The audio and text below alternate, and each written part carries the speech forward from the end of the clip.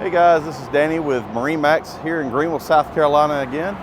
Wanted to show you this new 22 S Series brand new Bennington that we just got in. It's a 2025 model with a new luminescent blue.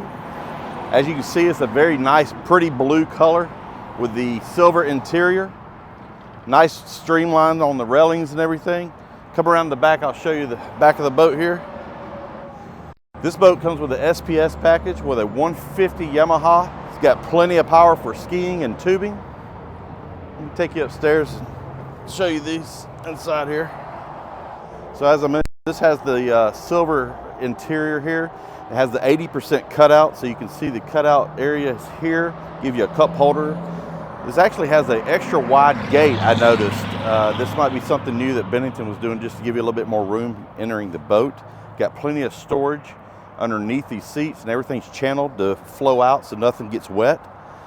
This boat has the twin captain chairs here, and also comes with the new 2025 dash from Bennington. They've changed some things up this year. This one has the Garmin, I believe that is a 7-inch screen there.